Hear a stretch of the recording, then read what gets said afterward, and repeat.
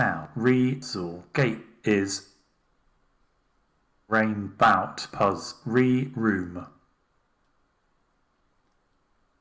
This is an escape room puzzle about rearranging sounds. Hi, I'm Alistair, and I like to create playful technology experiences and games.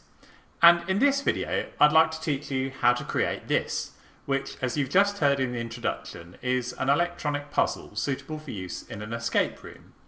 So, at the top of the board, I've got 15 inputs. Now, these could be simple push buttons or switches, but I'm using touch sensors, which detect when a player's finger comes close or touches the sensor.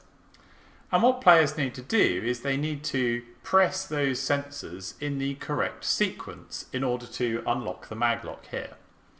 Now, this is a fairly common type of puzzle you've probably seen used in escape rooms. Sometimes there's a series of flashing lights and players need to copy the pattern, such as in the game Simon. Or sometimes there are buttons with symbols on them, and some code somewhere else in the room will tell players the order in which they need to press the symbols. But what's different about this puzzle, and something which I haven't really seen used before, is that each one of these touch sensors triggers a syllable sound file, and what players need to do is to understand the sounds and rearrange them to make a sentence. This is an escape room puzzle. And when they do that and they press all of the buttons in the right sequence, an Arduino down here sends a signal to the relay which unlocks the maglock. Now, I'm using 15 inputs here, which I think is realistically about the maximum you could use for a puzzle of this type and have it solved in a realistic time frame. But 15 digital inputs is quite a lot for an Arduino to handle. So in the middle of the board here, I'm using a 16-channel multiplexer chip. So this is a really useful component, and it's not one that I've used in any of my projects before. It's a way of extending the number of inputs or outputs that you can have on your Arduino. So I've got all 15 pins wired on this side of the chip here. And on this side I have a ground wire, a voltage connection, an enable connection, and then just 4 control wires here. And by setting different combinations of these control wires to high or low, I can read 16 inputs on this side of the board, while costing me only 4 GPIO pins on the Arduino side. You can actually have multiple ones of these multiplexers if you wanted to extend this puzzle to a greater amount. The relay and the maglock are components that I've used before, and the module which is actually generating the sound effects is this DFPlayer Mini in the middle, which I used in my last project as well. So there's an SD card in here with MP3 files or WAV files saved on it, and using a serial connection from the Arduino can trigger any one of those particular files to be played in response to the corresponding input. So in a moment I'll show you the wiring diagram for the complete project. But before I do that, I just wanted to look in a little bit more detail at 2 of the components I'm using, which I haven't used before and you might not be familiar with either. So the first one is the multiplexer chip here in the middle.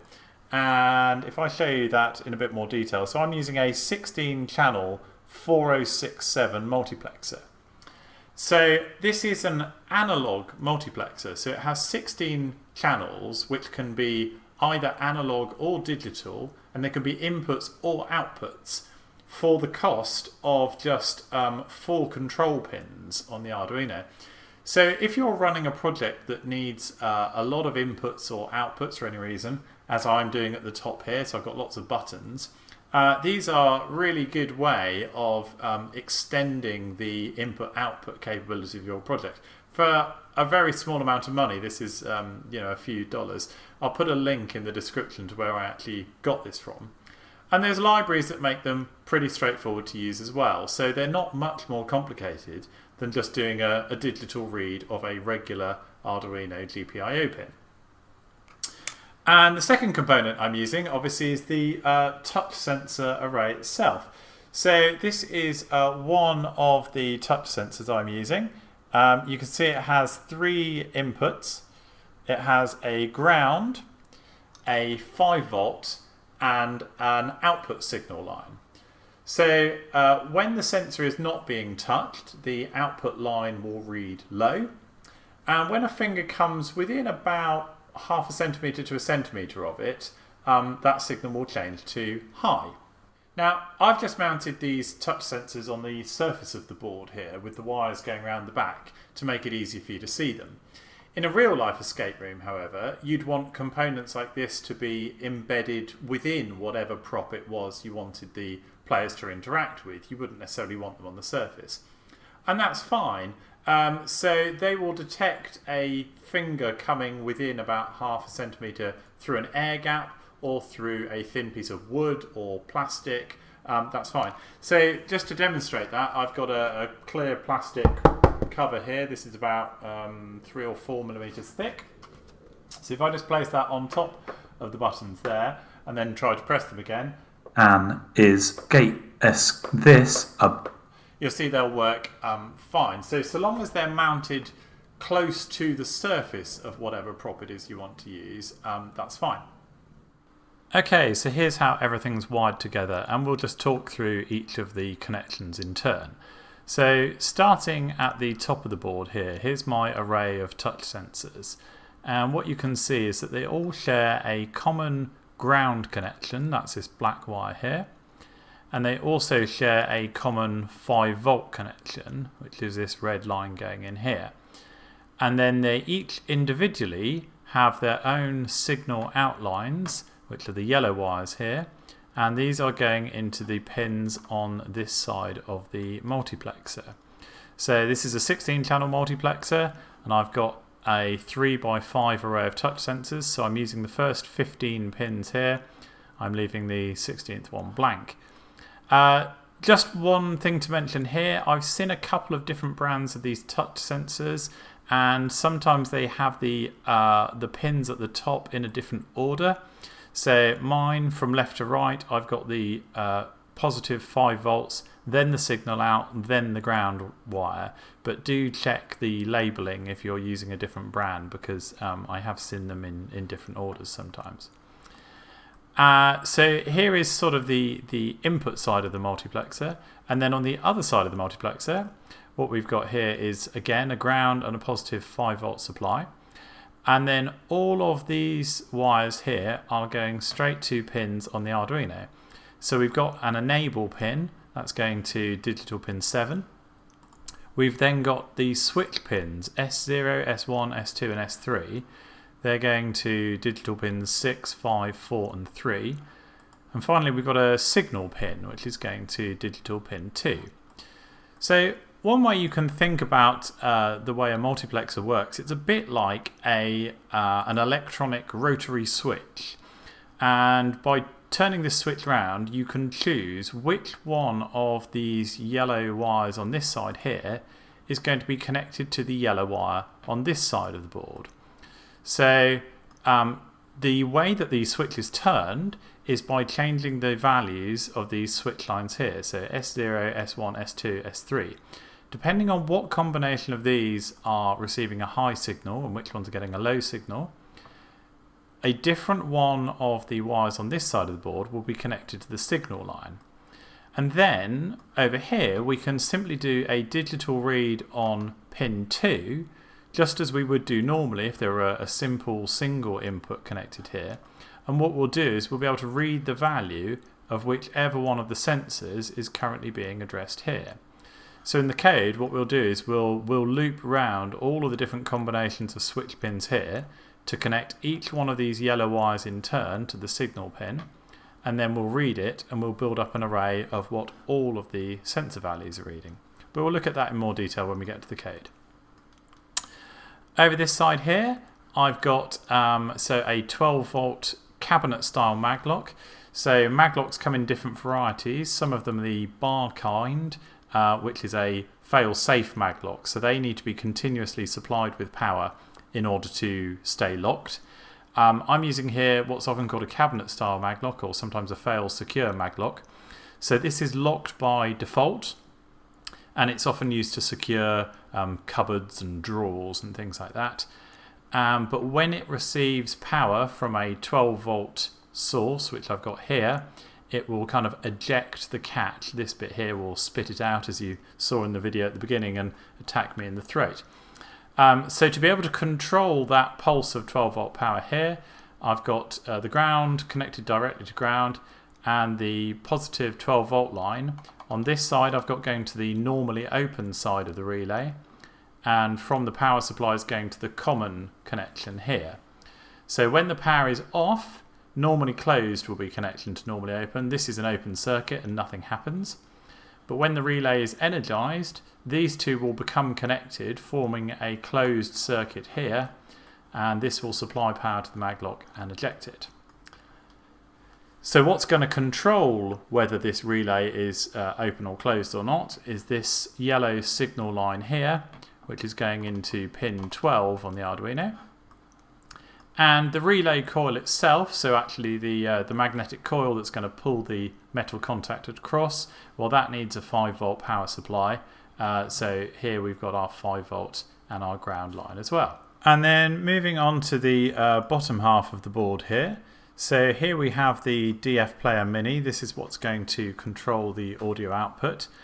And according to the specifications of this module, so it can take an input voltage of between, I think, 3.2 volts and 5 volts.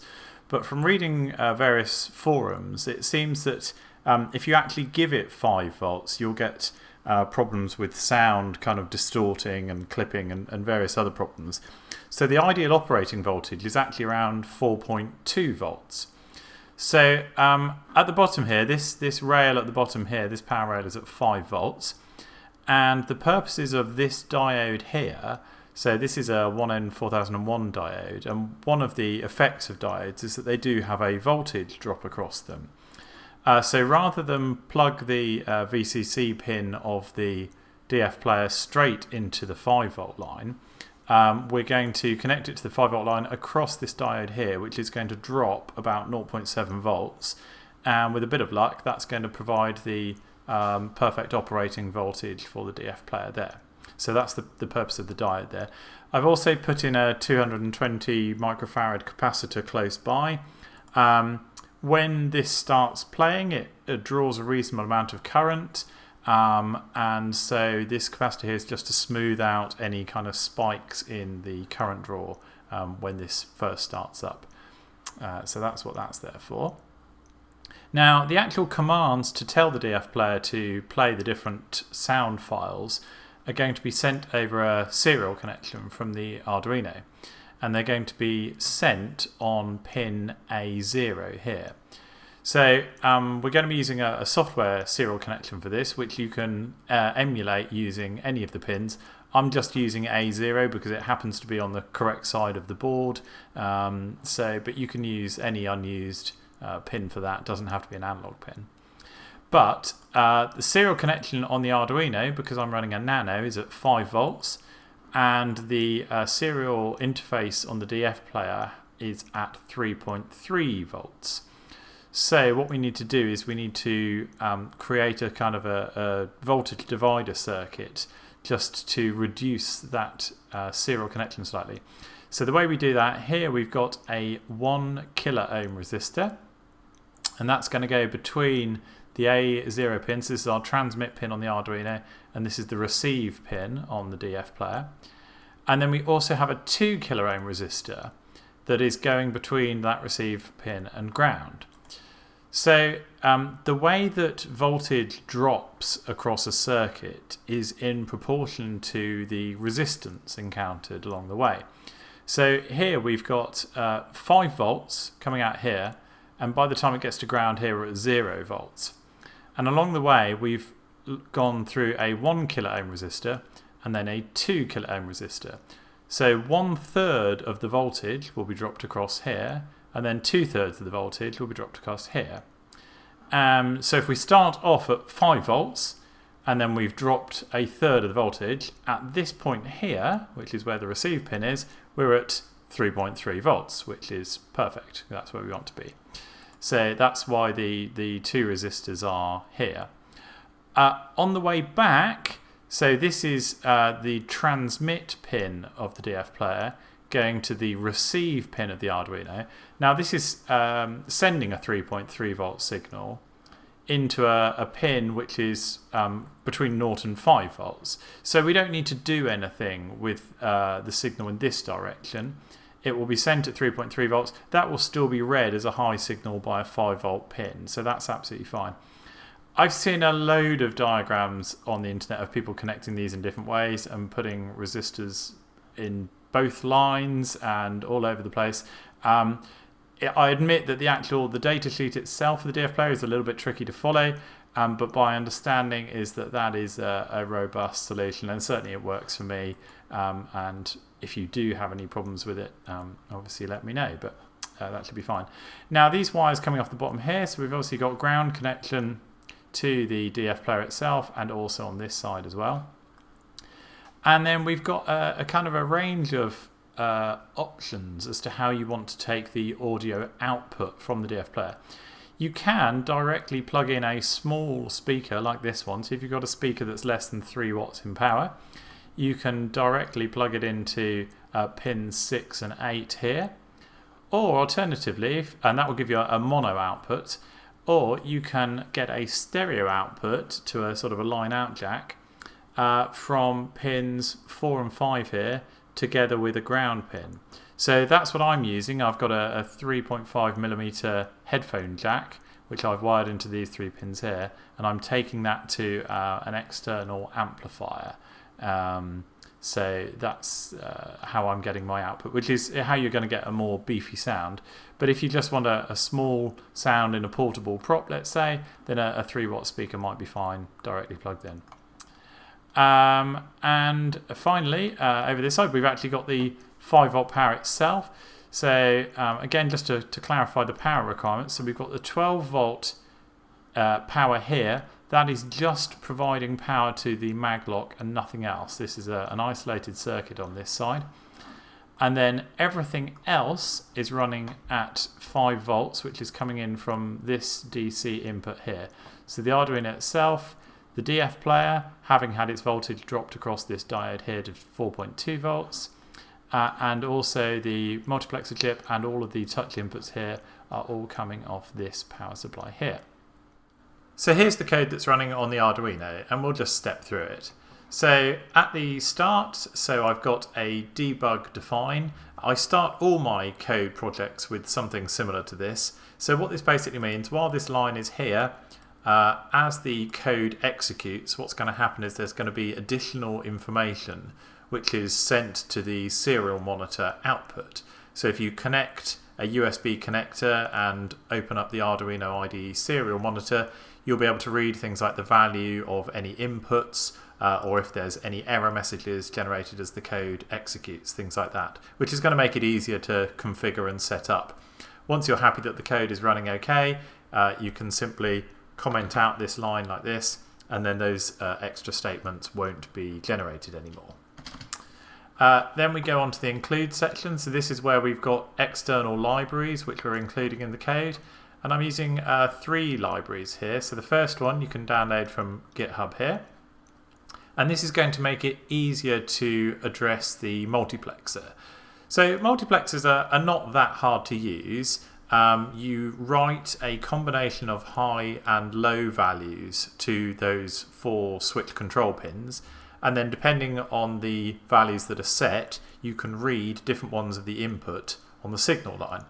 But we'll use a library, it's going to make that functionality just a little bit easier to read in our code, and we'll then be able to read any one of the 16 channels on the multiplexer pretty much the same way as if we just did a digital read on one of the Arduino GPIO pins itself.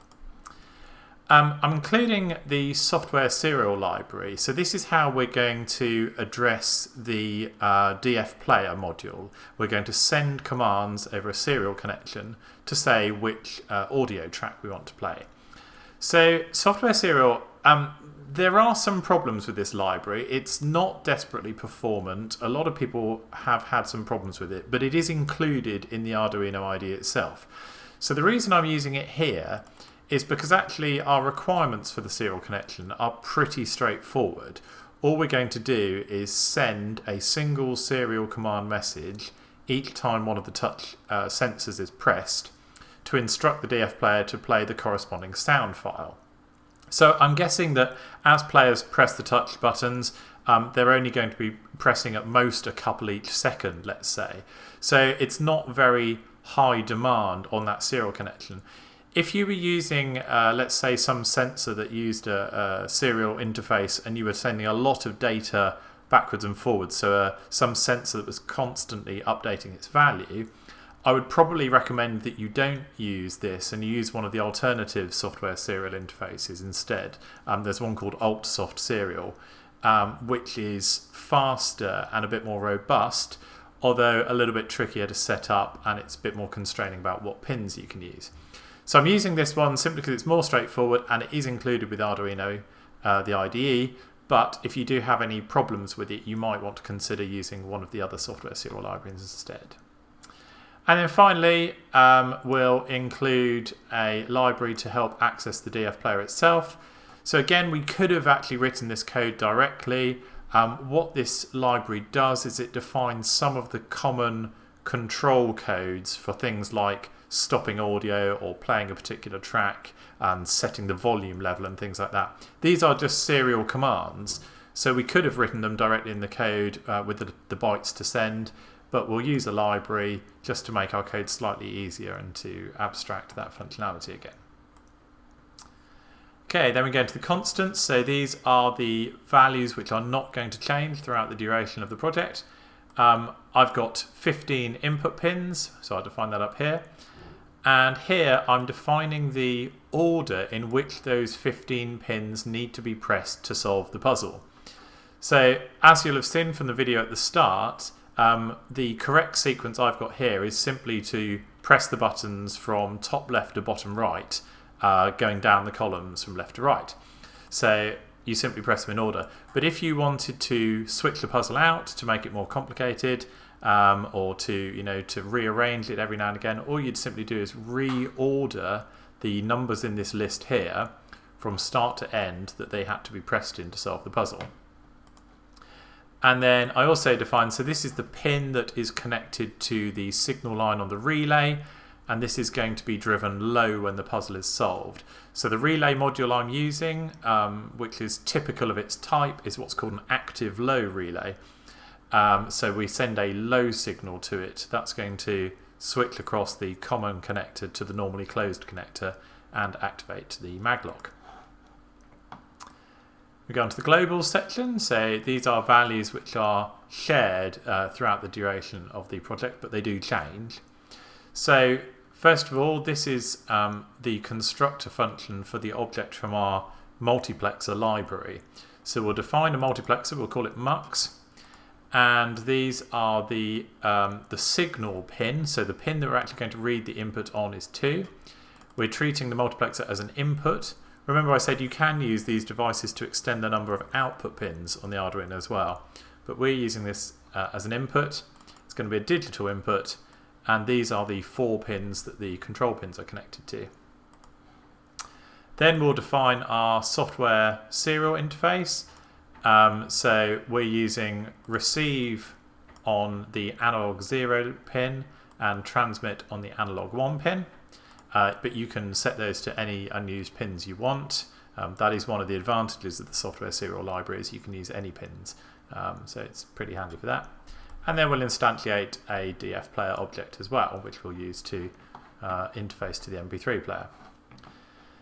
Here we'll create an array to record what the last recorded input was on each of the touch sensor pins. So in every frame we'll see what the current value is, whether they're being pressed or not, and then we'll be able to compare it to what the value was in the previous frame to see whether a finger has just been placed or just been removed, or whether it's been held for more than one frame. And we'll also keep track of how far through the sequence the player is. So current step is 0 means that we're starting at the beginning of the sequence here. As players press the correct inputs in turn, this counter here, this current step counter, will increase through this sequence here until it finally gets to the total number of inputs at which the puzzle is solved. Okay, in the setup function, so if debug is defined, we'll output some extra information. We'll begin the serial connection, just wait a little bit for it to activate correctly, and then we'll put some information to let the controller know what's going on. So when we're debugging, it's always quite useful just to throw out some information to the serial monitor so you know what the code is doing at the time. Then for if any reason it hangs or crashes or something like that, you can pinpoint which part of the code you are up to. So here in the next section, so notice here, so I'm beginning a serial connection first of all. So this is the hardware serial connection on the Arduino. That's the one that goes through the USB port back to the Arduino IDE. Here I'm beginning the software serial connection. So this is the emulated serial interface that we're going to use to send commands to the DF player. Now, one thing I've noticed is that this doesn't always kind of activate first time round. Sometimes you need to have a little bit of a delay when the DF player starts up. Sometimes it takes a few seconds before it will respond to commands. So I've actually put this whole section here in a loop, and we're just going to try 10 times to activate the serial connection and then begin communications with the DF player. And each time we'll give it half a second pause as well. So we'll try up to 10 times with a delay in between each to make that connection. Sometimes it will do it absolutely right first time. Sometimes it just seems to take a little bit of time to kind of initialize itself properly. If we've tried more than 10 times and it hasn't worked, then we will send an error message to the IDE just to say that the initialization was failed, and we'll return, so we won't carry on any further if that's the case. But this should work. I just found this as kind of an extra defensive way of writing the code, just to give it a few more times to initialize, that's all. We set the volume of the DF player, so this is a value between 0 and 30, where 0 is silent and 30 is maximum volume. I do find it clips a little bit at the top end, so I've set it not quite at maximum volume, I've turned it down a little bit. And then because I'm using the line out connection to an external amplifier anyway, I can actually control the volume via that anyway. So I now fix this volume at 24 throughout. This is where we initialize the relay pin. So we'll define the pin that's going to the signal line of the relay module as an output, and we'll write a high value to it. So that is our default state for the relay, which will keep it locked. And then again, so if we got to the end of setup, we'll write a little message. If we're debugging, just say setup is complete, and the code can continue. And then we get on to the main program loop. So this just runs over and over while the puzzle is running. So we'll loop over each of the inputs. Remember, we're looking for 15 inputs, so we'll start at 0 and we'll count up to 15. And we will take the reading of the current sensor value that's connected to that input.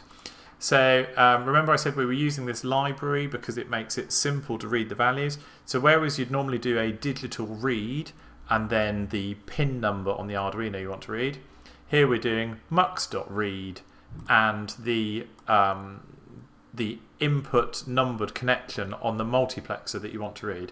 So it's really similar to using digital read, except we're reading the multiplexer instead, which was this value that we initialized at the top here.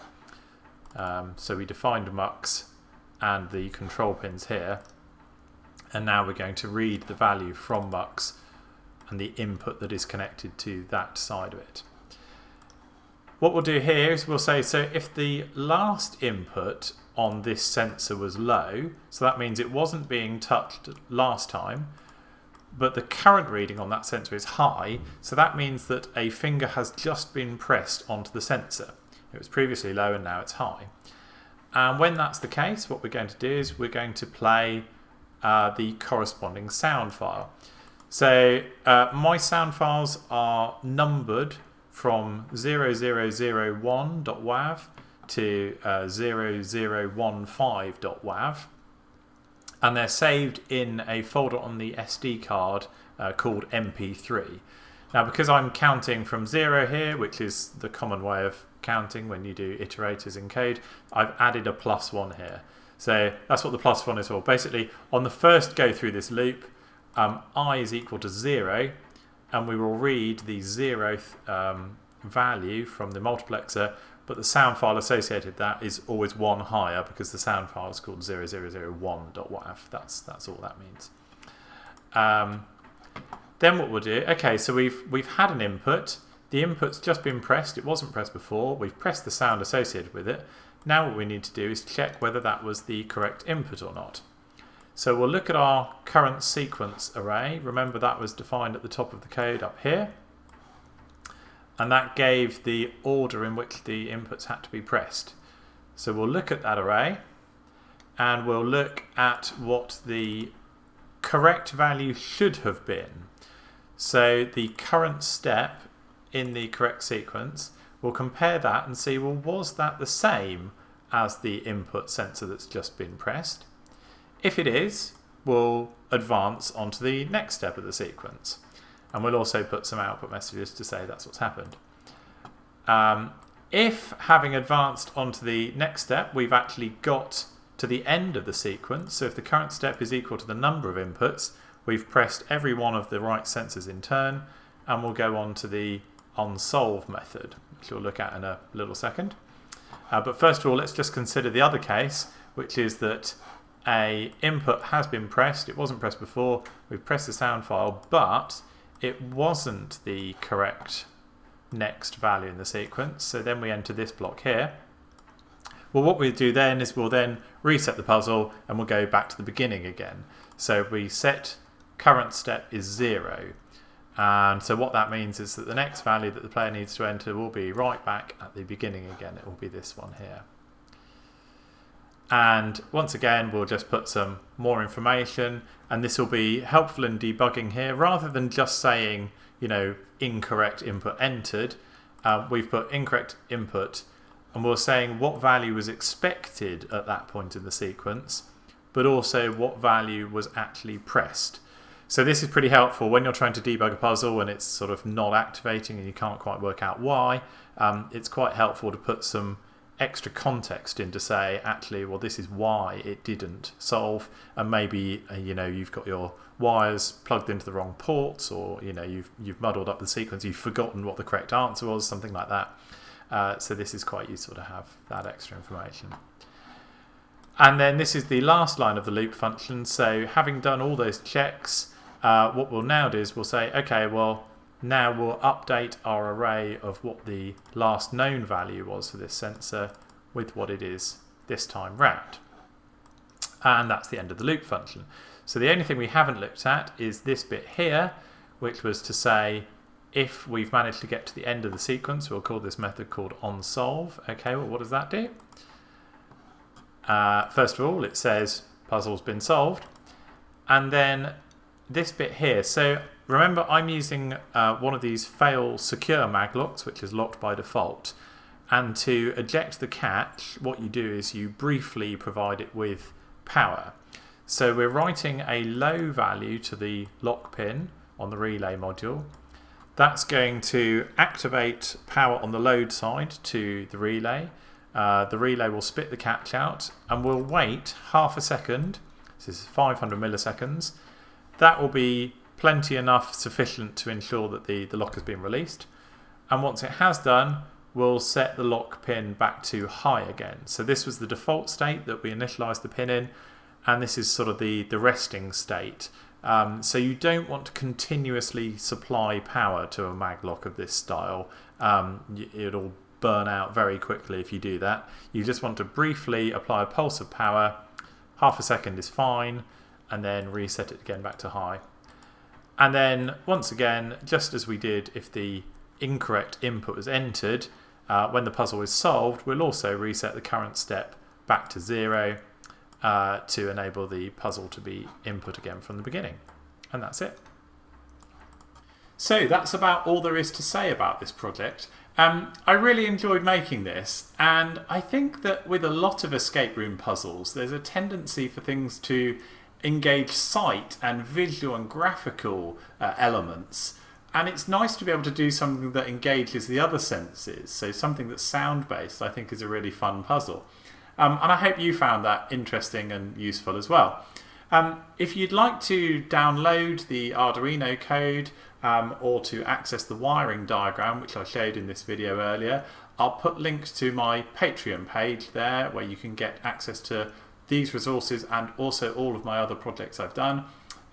If you would like to, and if you are able to, support me on Patreon to continue making projects like this, obviously that would be amazing. If you have any other questions or comments, you can always write them here and I'll do my best to answer them. But other than that, I'll look forward to seeing you next time, and thanks very much for watching.